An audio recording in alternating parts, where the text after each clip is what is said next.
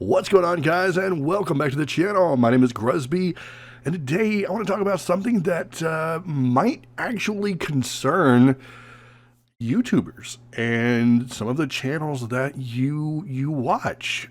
Recently, Joey the Anime Man uploaded a video on, I think, his second channel, talking about how it was very likely, or at least probable, that his primary channel, the Anime Man channel, could get completely deleted by YouTube. And of course, when I listened to this video, I was like, wait, what? I mean, I am, of course, a content creator, and anytime there is issues with the platform or things that happen to other content creators, especially when they're content creators that work in anime and manga and Japanese pop culture, I always take a very special interest in that. So I was like, okay, well, sir, you have my full attention. What exactly is going on here? So, in a nutshell, apparently, Joey the Anime Man got 2 strikes on his channel. Now, I've had my share of strikes. I think in the almost 8 years that I've been on the platform, I've had 2 strikes.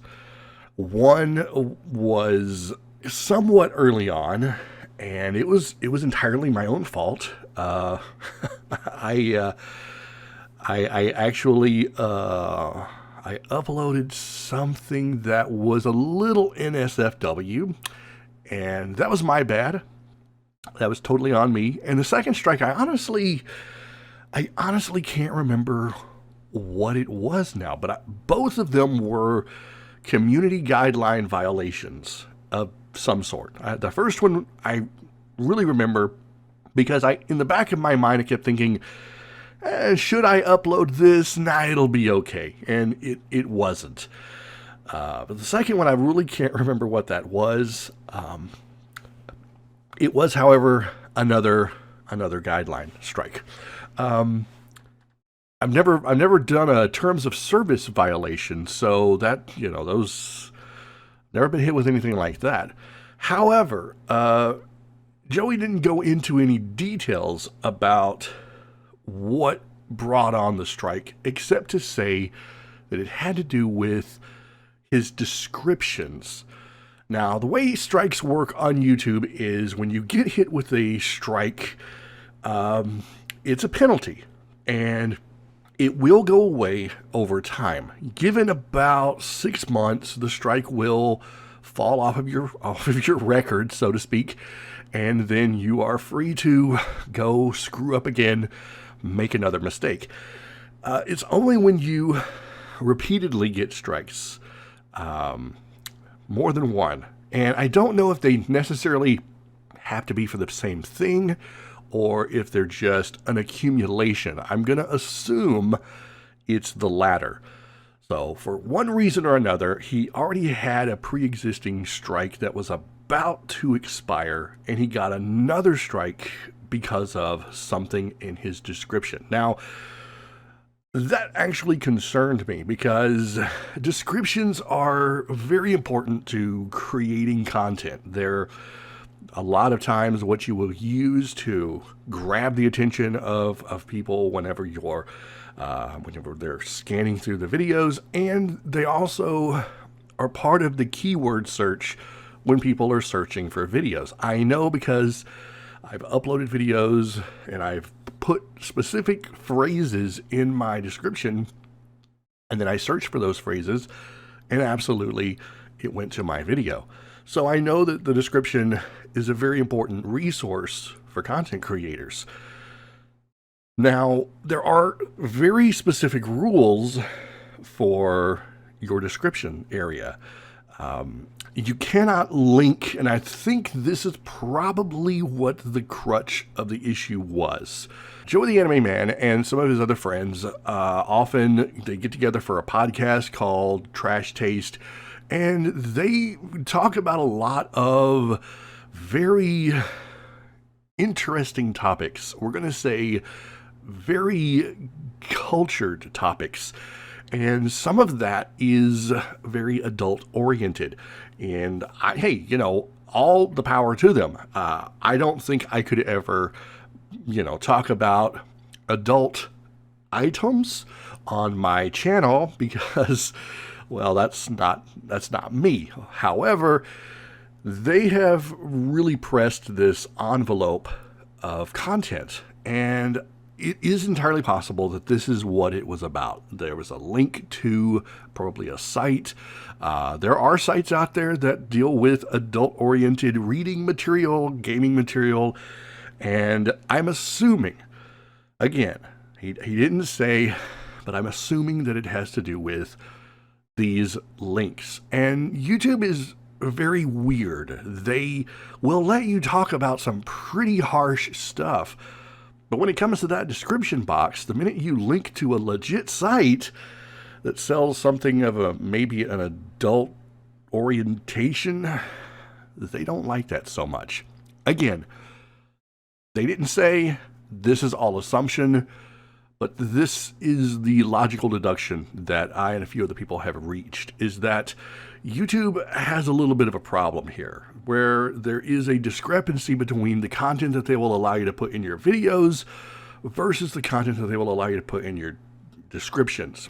And of course, I understand when it comes to links, that's probably a whole different can of worms. But I've always been very cautious ever since, my few strikes from back in the day.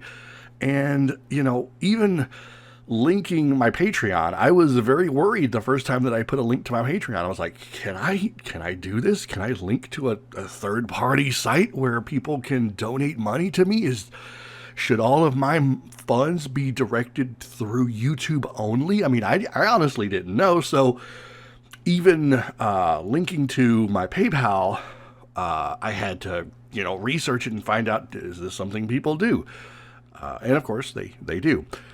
But the description area is one that I think a lot of people don't really pay much attention to. We throw a lot of words in there sometimes. We will throw a lot of links to a lot of different things in there. And I'm assuming, again, I hate to keep assuming, but I'm assuming that by and large, we just think it's going to be okay because this is the one thing that YouTube doesn't monitor. They mostly seem to care about the content, whether you're going to get the demonetization or not, whether you're infringing someone's copyright or not, DMCA takedowns, the whole 9 yards. We just sort of overlook this big, huge area down there that has its own rules and regulations. And I guess I'm fortunate that I've always been overly cautious when it comes to the sort of content that I make and a lot of the topics that I discuss, but it is worrisome because without more transparency on YouTube's part, and a lot of content creators just don't know, hey, this is the kind of stuff you can put in there. This is the kind of stuff that you cannot. And I'll be honest, if I ever got a sponsorship, and this is a real feasible scenario here, if I ever got a sponsorship from a company like Jast USA, or a company that has fringe products, even Right Stuff sells adult anime, adult entertainment. What does that mean?